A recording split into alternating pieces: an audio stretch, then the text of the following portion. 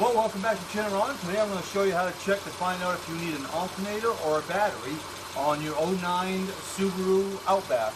But it doesn't necessarily have to be an '09 Subaru Outback. That's just what I happen to be working on right now. So the battery, I believe, is gone, but we're going to find out for sure. I have to keep boosting it to get this vehicle going. So all you're going to need is your multimeter, and that's about it.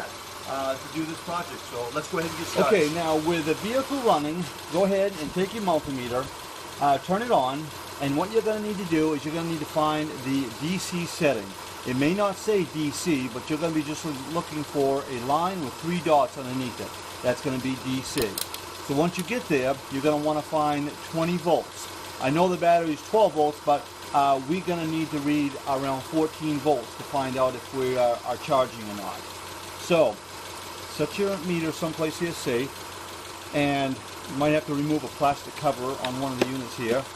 Move it away, and then take your probes. You have a black probe and a red probe.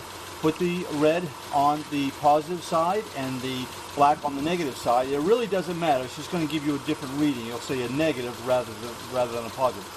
And see if I can just kind of put that in there so you can see a little better. Now if you look, you'll see on the multimeter, it's going to say 14.21 volts. So it's 14 volts. That's telling us that the alternator is charging. Alright?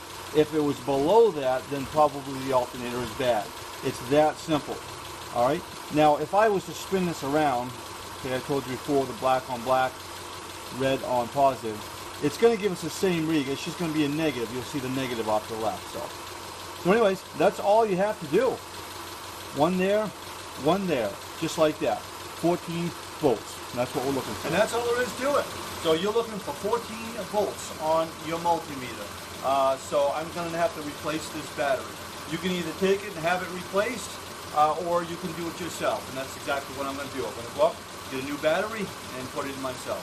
I hope this helps, and thanks an awful lot for watching.